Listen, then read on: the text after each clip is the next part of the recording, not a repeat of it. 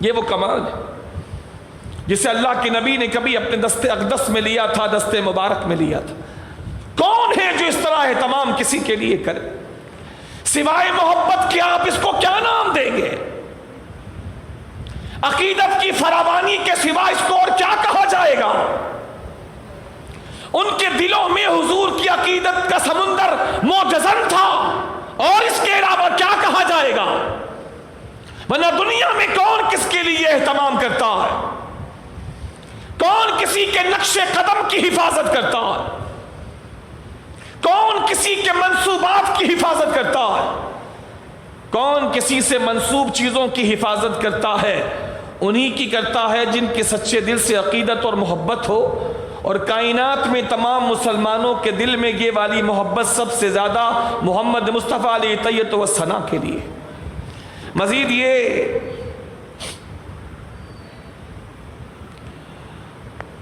کہ نبی کریم علیہ الصلوۃ والسلام ایک روز حضور نے فسد لگوائی، فسد، رگ سے اضافی خون نکلوایا جاتا ہے۔ امام بیہقی رحمہ اللہ نے اس حدیث پاک کو کوٹ کیا، اور کئی محدثین نے اس کو کوٹ کیا۔ رگ سے اضافی خون اللہ کے نبی نے نکلوائی۔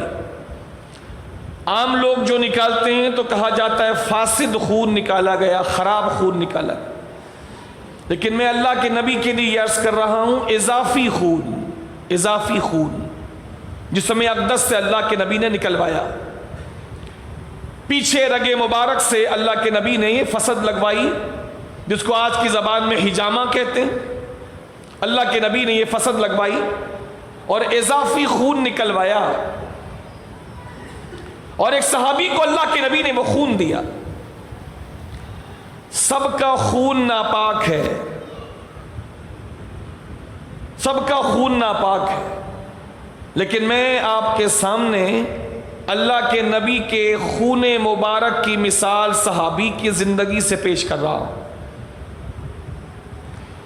خون لگ جائے، اگر جس حصے پر، جس کپڑے پہ لگا ہے اس کے چوتھائی حصے پہ لگ جائے تو دھونا لازم ہو جائے۔ خون نکلے اور نکل کے اس میں بہنے کی صلاحیت ہو، یا بہہ کر ایسی جگہ پہنچنے کی صلاحیت ہو جس کا وضو و غسل میں دھونا ضروری ہے، تو پھر وضو ٹوٹ جائے۔ لیکن میں آپ کے سامنے خون رسول حضور نبی کریم کے خون کی قدر، اہمیت صحابہ کے نزدیک کیا تھی وہ آپ سے عرض کرتا ہوں۔ حضور نے فسد لگوائی، اضافی خون نکلا۔ رب کے نبی نے ایک صحابی کو فرمایا یہ خون کہیں ڈال آؤ۔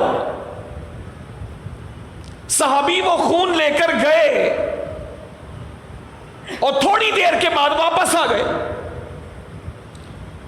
تو جب واپس آئے تو رب کے نبی نے پوچھا خون تم نے ڈال دیا؟ عرض کی ہاں یا رسول اللہ میں نے خون ڈال دیا۔ حضور کو شبہ تھا، اس لیے حضور نے پوچھا، اور کچھ واضح بھی کرنا تھا، اس لیے اللہ کے نبی نے پوچھا خون ڈال دیا؟ عرض کی ڈال دیا۔ فرمایا کہاں کہاں ڈال دیا خون کو؟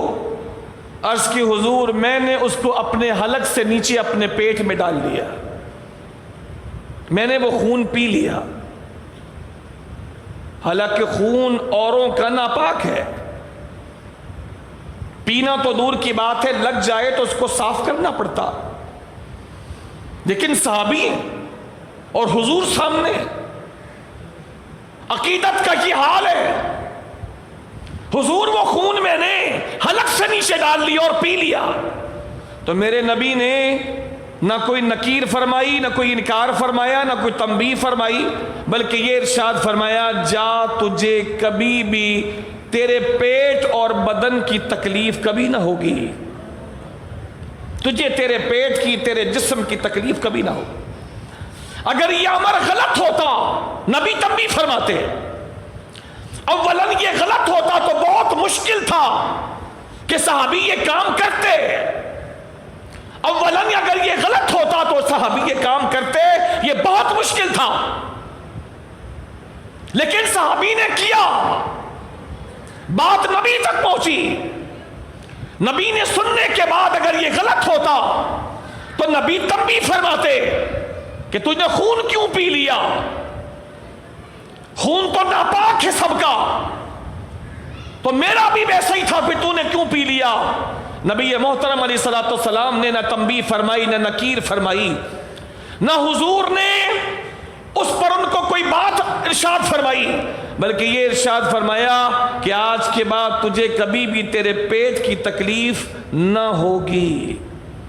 یہ صحابہ کی عقیدت بھی سامنے آ گئی، اور ساتھ ہی نبی کریم علیہ الصلوۃ والسلام نے یہ پیغام بھی دے دیا کہ خون تو اوروں کا بھی ہے، خون میرا بھی ہے، اوروں کا خون ناپاک ہے، حکم ناپاکی کا لگے گا، لیکن میرا خون امت کے حق میں ناپاک نہیں بلکہ امت کے حق میں وہ پاک ہے، امت کے حق میں میرا خون پاک ہے۔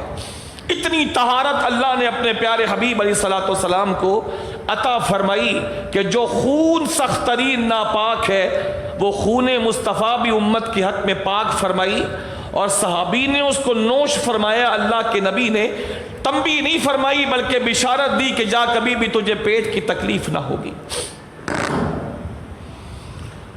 نبی کریم علیہ الصلوۃ والسلام ایک روز غالباً ام ہانی کے گھر تھے، جو حضرت علی کی بہن ہے سگی، یا کسی اور صحابیہ کے گھر پر تھے۔ حضور نبی کریم علیہ الصلوۃ والسلام کو پیاس لگی، نبی کریم علیہ الصلوۃ والتسلیم نے ارشاد فرمایا کیا پانی ہے؟ عرض کی ہاں یا رسول اللہ، اس مشک میں جو مشک تنگی ہے اس مشک میں پانی ہے۔ مشک چمڑے کی بنی بھی ہوتی ہے،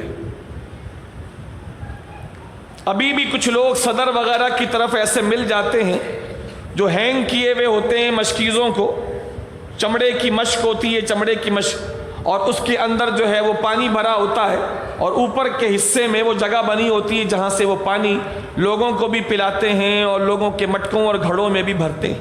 مشک چمڑے کی بنی ہوتی ہے، یعنی اس کہہ لیں چمڑے کا پورا تھیلا جس کے اندر پانی بھرتے ہیں۔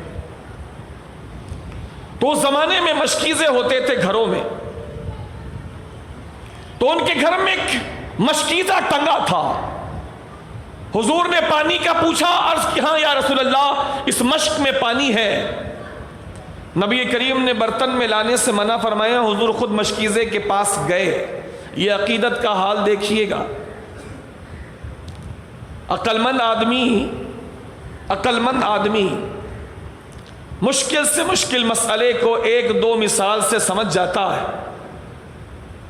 کہ جو سمجھانا چاہ رہا ہے انسان وہ حقیقت میں ہے کیا۔ جیسے ایک اچھا باورچی پوری دیگ کے ایک دو دانے چاولوں کو دبا کر سمجھ جاتا ہے کہ دیگ پوری تیار ہوئی ہے کہ نہیں ہوئی۔ اچھی گفتگو سمجھنے والے لوگ ذرا سی گفتگو سے سمجھ جاتے ہیں کہ یہ انسان اندر سے کیسا ہے اور کیا بیان کرنا چاہتا ہے اور کیا یہ سمجھانا چاہ رہا ہے۔ آپ عقل مند ہیں، سمجھدار ہیں، اہل محبت بھی ہیں۔ یہ چند واقعات جو میں نے گزارش کی ہے آپ کے سامنے، اور مزید جو آپ کے سامنے پیش کر رہا ہوں، یہ واقعات ان باتوں کے سمجھنے کے لیے بہت کافی ہیں کہ ان احباب کے دلوں میں اللہ کے نبی کی محبت کا حال کیا تھا، اور یہ نبی کریم علیہ الصلوۃ والسلام کو کن نظروں سے دیکھا کرتے تھے، اور ان کے نزدیک اللہ کے نبی کی اہمیت اور حیثیت کیا تھی۔ چنانچہ حضور نے پانی کا پوچھا، عرض کی حضور مشک میں ہے، لانے کے لیے اٹھیں، حضور نے منع فرما دیا۔ حضور خود تشریف لے گئے اور مشکیزے کے منہ سے حضور نے اپنا دہنے مبارک لگایا، اور حضور نے منہ لگا کر کے اس مشکیزے سے پانی پی لیا۔ وہ جو مشکیزہ تھا اس کے منہ سے اللہ کے نبی نے اس کو کھولا اور کھولنے کے بعد اللہ کے نبی نے اس سے اپنا منہ مبارک لگایا اور پانی پی لیا، اور پانی پینے کے بعد اللہ کے نبی نے دوبارہ اس کو باندھ دیا اور حضور اپنی جگہ پر تشریف لے آئے۔ اس خاتون کے دل میں عقیدت اللہ کے نبی کی کیسی تھی ملاحظہ کیجیے۔ وہ سیدھی اٹھی اور جا کے انہوں نے چھری تلاش کی اور چھری اٹھائی، اور چھری اٹھانے کے بعد اس مشکیزے کے پاس گئیں، اور مشکیزے کے پاس جانے کے بعد انہوں نے مشکیزے کو پکڑا اور وہاں سے اس مشکیزے کے حصے کو کاٹ ڈالا، اور کاٹنے کے بعد باقی حصے کو پکڑ کے باندھ دیا۔ وہ ٹکڑا جہاں سے اللہ کے نبی نے منہ مبارک لگا کے پانی پیا تھا اس کو کاٹ لیا۔ رب کے نبی یہ سارا کچھ دیکھ رہے تھے، حضور سمجھ بھی رہے تھے، لیکن اس لیے کہ توثیق ہو جائے، اس لیے کہ تائید ہو جائے، اس لیے کہ بعد میں آنے والوں کو بھی پتہ چل جائے، اس لیے کہ بعد میں آنے والوں کے لیے بھی راہ سنت واضح ہو جائے، میرے نبی نے پوچھ لیا ان کا نام لے کر کہ تم نے یہ ٹکڑا کیوں کاٹ لیا جہاں سے میں نے منہ لگا کے پانی پیا؟ تو جانتے ہیں اس محبت کرنے والی صحابیہ نے کیا جواب دیا؟ اس صحابیہ نے عرض کیا رسول اللہ آپ کی ایک ایک چیز کی ہم حفاظت کرتے ہیں، آپ نے جس جگہ سے منہ لگا کر پانی نوش فرمایا ہے یا رسول اللہ، میں چاہتی ہوں کہ یہ ٹکڑا میرے پاس ہمیشہ کے لیے تبرک بن کر محفوظ ہو جائے۔ میں نے اس لیے یہ ٹکڑا یہاں سے کاٹ لیا کہ جہاں آپ نے منہ لگایا اب کوئی اور منہ لگا کے پانی نہ پیے، اور یہ ٹکڑا قیامت تک کے لیے میرے پاس تبرک رسول کے طور پر محفوظ ہو جائے، اس لیے میں نے کاٹ کر ہمیشہ کے لیے اپنے پاس محفوظ کر لیا۔ کیا عقیدت ہے، محبت کی کیسی گہرائی ہے، محبوب کی ایک ایک چیز کی حفاظت ہو رہی ہے، حضور منع بھی نہیں فرما رہے، چونکہ حضور ان کی محبتوں کی کیفیت سے آشنا ہیں، نبی جانتے ہیں یہ لوگ مجھ سے کتنی محبت کرتے، نبی کو معلوم ہے یہ وہ لوگ ہیں جہاں میرا پسینہ گرے گا وہاں یہ اپنے خون کے دریا بہا دیں گے، یہ وہ لوگ ہیں کہ جن موقعوں پر پہاڑ کے سینے بھی دہل جائیں، ان موقعوں پر ان لوگوں نے جان کی بازیاں لگا کر میری اور میرے وجود کی حفاظت کی ہے۔ حضور جانتے ہیں یہ مجھ سے کتنی محبت کرتے ہیں، حضور کو معلوم ہے، لہذا حضور نے کبھی منع نہیں فرمایا، کبھی وہ پسینہ جمع کرتے ہیں، کبھی حضور نے جہاں سے پانی پیا مشکیزے کے اس ٹکڑے کو کاٹ کے ہمیشہ کے لیے اپنے پاس محفوظ کر لیتے ہیں، کبھی حضور کی نالین کو اپنے پاس محفوظ کر لیتے ہیں، کبھی حضور کی قمیص کو اپنے پاس محفوظ کرتے ہیں، کبھی حضور کی مبارک تہمت کو اپنے پاس محفوظ کرتے ہیں، کبھی حضور کے مبارک موزوں کو اپنے پاس محفوظ کرتے ہیں، کبھی حضور کے مبارک امامے کو اپنے پاس محفوظ کرتے ہیں، کبھی حضور کی زلفیں مل جائیں تو وہ قربان ہوئے جاتے ہیں، حضور کی زلفوں کو اپنی ہر جائیداد اور ہر دولت سے بڑھ کر سنبھال کر رکھتے ہیں، حضور کے لعاب دہن کو ایسے لیتے ہیں جیسے لوگ ہاتھ پھیلا کر مال کی اور دولت کی خیرات لیتے ہوں، ہاتھ بڑھاتے ہیں حضور کے لعاب دہن کو لینے کے لیے۔ حضور وضو کرتے تو وہ حضور کو گھیر لیتے ہیں، حضور لوٹے سے آفتابے سے ایک مخصوص برتن سے وضو فرماتے تو صحابہ حضور کو گھیر لیتے، اور خود وہ فرد جب انہوں نے یہ روایت کوٹ کی تو مسلمان نہیں تھے، صحابہ کا اور نبی کریم کا جائزہ لینے کے لیے آئے تھے کہ یہ کیسے لوگ ہیں، کیا لوگ ہیں۔ اس وقت انہوں نے یہ روایت کوٹ کی جا کے عرب والوں کے سامنے، عرب کے سرداروں کے سامنے، جب یہ عرب کے کافروں کے نمائندہ بن کر آئے تھے حضرت عروہ بن مسعود ثقفی رضی اللہ تعالیٰ، اس میں بہت ساری باتیں بتائی تھی. اس میں ایک بات یہ بھی تھی کہ میں نے آج تک کسی کو کسی سے اتنی محبت کرتے ہوئے نہیں دیکھا. میں بڑے بڑوں کے پاس گیا ہوں، بڑے بڑوں کے میں نے آداب دیکھے ہیں، ٹھاٹ باٹ دیکھے، بڑے بڑوں کی شانیں دیکھی. میں روم بھی گیا جو اس وقت کا سپر پاور تھا، اور میں ایران بھی گیا جو دوسرا سپر پاور تھا، جو دو ملک تھے سپر پاور. میں وہاں بھی گیا، میں حبشہ بھی گیا نجاشی بادشاہ کے پاس، لیکن میں نے کہیں بھی اتنے ادب آداب نہیں دیکھے، اتنا لحاظ، اتنا خیال، اتنی عزت، اتنی محبت، اتنی عقیدت، اتنی فروتنی، اتنی جان نثاری، اتنا جان قربان کرنا میں نے کہیں نہیں دیکھا.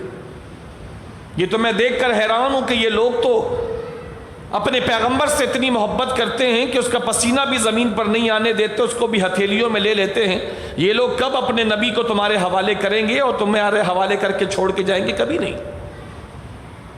جب لوگوں نے پوچھا کہ تو کیا دیکھ کر آیا ہے، تو اس وقت وہ کافر تھے جب یہ ساری باتیں بیان کر رہے تھے.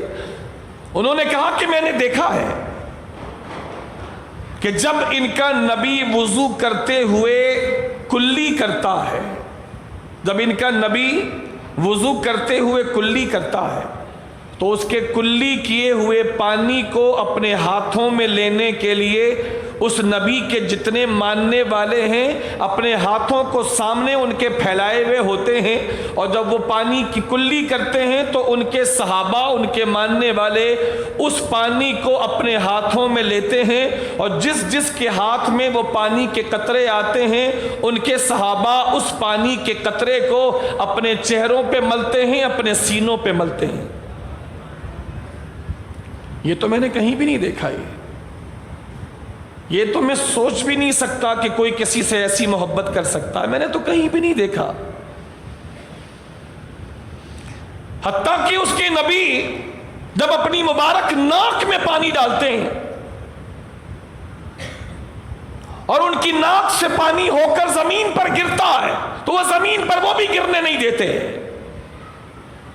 اور اپنے ہاتھوں کو بڑھا کے رکھتے ہیں اور اس پانی کو بھی اپنے چہرے پہ، اپنے سینے پہ ملتے ہیں. اور جس کو پانی نہیں مل پاتا، جو لوگ پیچھے ہوتے ہیں اور دور ہونے کی وجہ سے ان کے ہاتھ نہیں پہنچتے اور پانی کے قطرے ان کو نہیں مل پاتے، تو وہ پیچھے والے آگے والوں کے ہتھیلی پر، ان کے ہاتھ پر اپنے ہاتھ کو ملتے ہیں، اور ہاتھ کو لگانے کے بعد، ہاتھ کو مس کرنے کے بعد پھر اپنے ہاتھ کو اپنے چہرے اور اپنے سینے پر مل لیتے ہیں کہ چلو پانی کے قطرے تو نہیں ملے، لیکن جن ہاتھوں میں پانی کے قطرے گرے تھے انہی ہاتھوں کی برکت لے کر میں اپنے چہرے اور سینے پر مل لوں.